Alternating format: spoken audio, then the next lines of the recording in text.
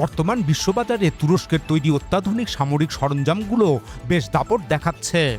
এর মধ্যে অন্যতম একটি নাম হল T-129 অ্যাটাক কম্ব্যাট হেলিকপ্টার। আক্রমণাত্মক ও নিখুঁত কার্যকারিতার জন্য এই হেলিকপ্টারটি ইতিমধ্যেই বিশেষভাবে পরিচিত হয়ে উঠেছে। তুরস্ক এই T-129 অ্যাটাক হেলিকপ্টার এ পর্যন্ত মোট ৩টি দেশে রপ্তানি করেছে। এর মধ্যে প্রথম বিদেশি গ্রাহক হল ফিলিপাইন। দেশটি ২০২২ সালে তাদের বিমান বাহিনীতে ৬টি তুর্কি T-129 অ্যাটাক হেলিকপ্টার যুক্ত করে। বর্তমানে ফিলিপাইন আরও কয়েকটি অ্যাটাক হেলিকপ্টার সংগ্রহের আলোচনা চালিয়ে যাচ্ছে। তুর্কি T-129 অ্যাটাক হেলিকপ্টারের দ্বিতীয় বিদেশি গ্রাহক হল নাইজেরিয়া। ২০২৩ সালে নাইজেরিয়া ৬টি তুর্কি T-129 অ্যাটাক হেলিকপ্টার সংগ্রহ করে। আর সাম্প্রতিক সময়ে তুরস্কের সাথে সামরিক চুক্তির অংশ হিসাবে সোমালিয়া ৩টি T-129 অ্যাটাক হেলিকপ্টারের ডেলিভারি পেয়েছে। এখন চতুর্থ দেশ হিসাবে বাংলাদেশ এসব তুর্কি হেলিকপ্টার পেতে যাচ্ছে। বস্তুত বাংলাদেশ তার সামরিক শক্তিকে আধুনিকায়ন করার মহাপরিকল্পনা গ্রহণ করেছে, যার নাম দেওয়া হয়েছে ফোর্সেস গোল 2030। এই মহাপরিকল্পনার আওতায় বাংলাদেশ বিমান বাহিনীর জন্য ৬টি তুর্কি T-129 অ্যাটাক হেলিকপ্টার ক্রয়ের চুক্তি চূড়ান্ত পর্যায়ে পৌঁছেছে, যা মূলত তুরস্ক ও বাংলাদেশ এই দুই দেশের সরকারের মধ্যে গভর্নমেন্ট টু গভর্নমেন্ট বা G2G চুক্তি হবে। তুরস্কের পক্ষ থেকে এই ৬টি হেলিকপ্টারের বিক্রয় মূল্য প্রায় ৬০০ মিলিয়ন মার্কিন ডলার নির্ধারণ করা হয়েছে। ধারণা করা হচ্ছে তৃতীয় কোনো দেশের হস্তক্ষেপ কিংবা অবাঞ্ছিত ভূরাজনৈতিক প্রভাব এসে না পড়লে আগামী ২০২৭ সালের মধ্যেই এই হেলিকপ্টারগুলো বাংলাদেশ হাতে পেয়ে যাবে। এই তুর্কি T-129 অ্যাটাক হেলিকপ্টার নির্মাণের সাথে ইতালি এবং যুক্তরাষ্ট্রের প্রযুক্তিগত সংযোগ রয়েছে। এই হেলিকপ্টারের মূল নকশা এবং প্ল্যাটফর্ম এসেছে ইতালির কাছ থেকে।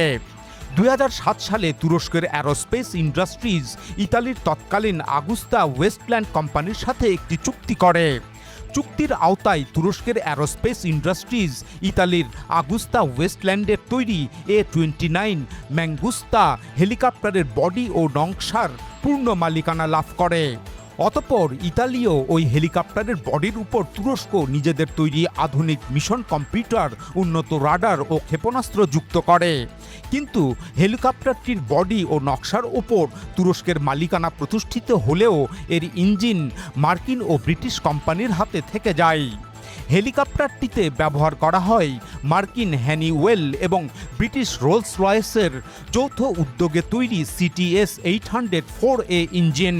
অর্থাৎ ডিজাইন, বডি, রাডার, ক্ষেপণাস্ত্র এসব তুর্কি হলেও এর মূল চালিকা শক্তির ইঞ্জিন রয়ে যায় মার্কিন কোম্পানির কাছে। তুর্কি T-129 অ্যাটাক হেলিকপ্টারের সাথে মার্কিন কোম্পানির এই ইঞ্জিনগত সংযোগের কারণেই হেলিকপ্টারটির রপ্তানির ক্ষেত্রে মার্কিন যুক্তরাষ্ট্রের নিবিড় সম্পর্ক রয়েছে। মার্কিন ইঞ্জিন ব্যবহারের কারণে তুরস্ক চাইলেই স্বাধীনভাবে যে কোনো দেশের কাছে এই হেলিকপ্টার বিক্রি করতে পারে না। এর জন্য অবশ্যই মার্কিন যুক্তরাষ্ট্রের প্রবর্তিত international traffic in arms regulation বা ITAR আইনের আওতায় রপ্তানি অনুমতি ছাড়পত্রের প্রয়োজন হয়। উল্লেখ্য যে ওই আইনের নামের শুরুতে ইন্টারন্যাশনাল শব্দ থাকলেও এটি কোনো আন্তর্জাতিক আইন নয়। এটি সম্পূর্ণভাবে মার্কিন যুক্তরাষ্ট্রের নিজস্ব কঠোর অস্ত্র নিয়ন্ত্রণ আইন। এই আইনের মূল কথাই হলো পৃথিবীর যে কোনো দেশ যদি যুক্তরাষ্ট্রের কোনো পার্টস বা ইঞ্জিন তাদের অস্ত্রে ব্যবহার করে, তবে সেই অস্ত্র অন্য কোথাও বিক্রি করতে ওয়াশিংটনের লিখিত অনুমতি তথা এক্সপোর্ট লাইসেন্স লাগবে। মার্কিন যুক্তরাষ্ট্র কোনো দেশের ওপর অসন্তুষ্ট হলে এই আইনকে ব্যবহার করে সেই দেশের অস্ত্র বিক্রি আটকে দিয়ে থাকে।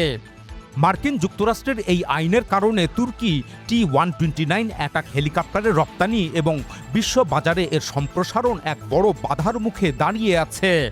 মার্কিন নিষেধাজ্ঞার কারণে এই হেলিকপ্টারের রপ্তানি অতীতে বড় এক ধাক্কা খায়। ২০১৮ সালে তুরস্ক পাকিস্তানের কাছে ৩০টি T-129 অ্যাটাক হেলিকপ্টার বিক্রির জন্য $1.৫ বিলিয়ন চুক্তি করেছিল। কিন্তু ডোনাল্ড ট্রাম্পের প্রথম মেয়াদকালে মার্কিন প্রশাসন পাকিস্তানের কাছে এই হেলিকপ্টারগুলো রপ্তানির অনুমতি দেয় না। ফলে কয়েক বছর ধরে মার্কিন প্রশাসনের সাথে দেন দরবারের পর শেষ পর্যন্ত তুরস্কের ইতিহাসের অন্যতম বড় এই সামরিক চুক্তিটি পুরোপুরি বাতিল হয়ে যায়। কিন্তু প্রশ্ন হলো, যুক্তরাষ্ট্র কেন তুরস্কের এই রপ্তানিতে নিষেধাজ্ঞা দিয়েছিল? আসলে এর পেছনে ছিল দুটি বড় ভূরাজনৈতিক কারণ। প্রথম কারণ হলো, তুরস্ক 2019 সালে রাশিয়ার কাছ থেকে আকাশ প্রতিরক্ষার S-400 ক্ষেপণাস্ত্র ব্যবস্থার চূড়ান্ত ডেলিভারি গ্রহণ করলে যুক্তরাষ্ট্র প্রচণ্ড ক্ষিপ্ত হয়। সে আঙ্কারাকে শাস্তি দিতে 2020 সালে কাটসা আইনে তুরস্কের প্রতিরক্ষা খাতের ওপর নিষেধাজ্ঞা আরোপ করে বিভিন্ন চাপ সৃষ্টি করতে থাকে। আর দ্বিতীয় কারণ হলো, ওয়ার অন টেরর যুগে যুক্তরাষ্ট্র পাকিস্তানের ওপর অসন্তুষ্ট ছিল এবং ভারতের সাথে বড় সম্পর্ক গড়ে তুলেছিল আমেরিকা। তখনকার এই প্রেক্ষাপটে যুক্তরাষ্ট্র কোনোভাবেই চায়নি পাকিস্তানের সামরিক শক্তি বৃদ্ধি পাক এবং ভারতের শক্তি হুমকির মুখে পড়ুক। সুতরাং একদিকে রাশিয়ার S-400-এর কারণে তুরস্কের উপর ক্ষিপ্ততা, অন্যদিকে পাকিস্তানকে ভারতের উপরে সামরিক শ্রেষ্ঠত্বে উঠতে দিতে না চাওয়া, এই দুই কারণেই যুক্তরাষ্ট্র পাকিস্তানের কাছে তুরস্কের 30টি হেলিকপ্টার বিক্রির অনুমতি দেয় না। তবে মার্কিন এই অহংকারী আচরণে তুরস্ক কিংবা পাকিস্তান কেউই হাত গুটিয়ে বসে থাকেনি। পাকিস্তান ইতিমধ্যেই চীনের কাছ থেকে 40টি অত্যাধুনিক J-10ME অ্যাটাক হেলিকপ্টার কিনে নিজেদের বহরে যুক্ত করেছে। আর এরদোগানের তুরস্ক আরও বড় চমক দেখায়। তুরস্ক মার্কিন নিষেধাজ্ঞায় দমে না গিয়ে বরং এর পাল্টা এক মহাবিপ্লবের জন্ম দেয়। ওয়াশিংটনের ওপর থেকে ইঞ্জিনের নির্ভরতা চিরতরে কাটানোর জন্য তুরস্ক সম্পূর্ণ নিজেদের প্রযুক্তিতে শুরু করে এক নতুন যুদ্ধদানব T-929 অ্যাটাক 2 হেলিকপ্টারের নির্মাণ। এটি মার্কিন ইঞ্জিন বিশিষ্ট T-129 অ্যাটাক হেলিকপ্টারের চেয়ে দ্বিগুণ ওজনের। T-129 অ্যাটাক হেলিকপ্টারের ওজন 5 টন, কিন্তু নতুন এই T-929 অ্যাটাক 2 হেলিকপ্টারটি প্রায় 10 টনের এক ভারী শ্রেণীর হেলিকপ্টার, যা যুক্তরাষ্ট্রের বিখ্যাত অ্যাপাচি হেলিকপ্টারের সরাসরি প্রতিযোগী। এর মিশন কম্পিউটার থেকে শুরু করে ইঞ্জিন, প্রতিটি ক্ষুদ্রাতি ক্ষুদ্র পার্টস সম্পূর্ণ তুরস্কের নিজস্ব দেশীয় প্রযুক্তিতে তৈরি। ইতিমধ্যে এই হেলিকপ্টারের পরীক্ষামূলক মডেল সফলভাবে আকাশে উড়েছে। এখন এগুলো তুর্কি সেনাবাহিনীতে যুক্ত হওয়া শুরু হয়েছে।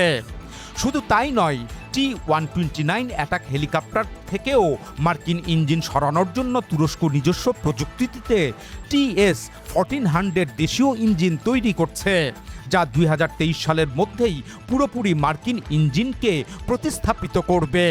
এছাড়া তুরস্ক ইউরোপের বাজার ধরতে সম্প্রতি 2024 সালে ইতালির ঐতিহ্যবাহী বিমান নির্মাতা প্রতিষ্ঠান পিয়াজিও অ্যারোস্পেস সম্পূর্ণ কিনে নিয়েছে। এর পাশাপাশি 2025 সালে তুরস্ক ইতালির বিখ্যাত লেনার্দো কোম্পানির সাথে যৌথভাবে নেক্সট জেনারেশন ড্রোন বানানোর চুক্তি করেছে। উল্লেখ্য যে এই ইতালীয় লেনার্দো কোম্পানি আবার তাদের দেশের আগুস্তা ওয়েস্টল্যান্ড কোম্পানিকে 2016 সালে নিজেদের মধ্যে একীভূত করে নিয়েছে। তুরস্ক 2007 সালে এই কোম্পানির সাথেই T-129 অ্যাটাক হেলিকপ্টারের বডি ও নকশা কিনে নেওয়ার চুক্তি করেছিল। এদিকে ইতালির পাশাপাশি স্পেনও এখন তুরস্কের প্রতি গভীর আগ্রহ দেখাচ্ছে। তারা পঞ্চম প্রজন্মের তুর্কি ফাইটার জেট কান কেনার জন্য আলোচনা করছে। সুতরাং এক সময় যুক্তরাষ্ট্র নিষেধাজ্ঞা দিয়ে যে তুরস্ককে কোণঠাসা করতে চেয়েছিল, আজ সেই তুরস্ক মার্কিন বেড়াজাল ছিন্ন করে সম্পূর্ণ স্বাধীন এক সামরিক পরাশক্তিতে পরিণত হওয়ার দিকে এগিয়ে যাচ্ছে। তারা এখন আর কারো অনুমতির তোয়াক্কা করে না। বস্তুত মার্কিন নিষেধাজ্ঞাই যেন তুরস্ককে নিজের পায়ে দাঁড়ানোর এক মোক্ষম সুযোগ করে দিয়েছে। আসলে মার্কিন এসব অস্ত্র নিষেধাজ্ঞা বর্তমান জামানায় আর খুব বেশি কাজে আসে না, কারণ মার্কিন অস্ত্রের বিকল্প হিসাবে এখন তৈরি হয়ে আছে চীনের অস্ত্র। এ কারণেই পাকিস্তান মার্কিন অস্ত্র নিষেধাজ্ঞার মুখে পড়লেও চীনের কাছ থেকে অস্ত্র পেয়ে সে সামরিকভাবে বেশ শক্তিশালী হয়ে উঠেছে। আর প্রেসিডেন্ট এরদোগান স্বাধীনভাবে সিদ্ধান্ত গ্রহণের সাহসিকতা দেখিয়ে স্বনির্ভর অস্ত্রশিল্প গড়ে তুলতে পেরেছেন। বস্তুত কোনো দেশ বা রাষ্ট্রনায়ক যদি কলোনি যুগের আনুগত্যমূলক মানসিকতাকে উড়িয়ে দিয়ে স্বাধীনচেতা নীতি অবলম্বন করেন, তবে সে দেশ সামরিক ও অর্থনৈতিকভাবে দ্রুতই শক্তিশালী হয়ে উঠবে। যাই হোক, তুর্কি T-129 অ্যাটাক হেলিকপ্টার বাংলাদেশে সরবরাহের ক্ষেত্রে পাকিস্তানের মতো অনাকাঙ্ক্ষিত ভূরাজনৈতিক ঘটনা ঘটেনি। বাংলাদেশের আকাশে এখন বসন্তের বাতাস।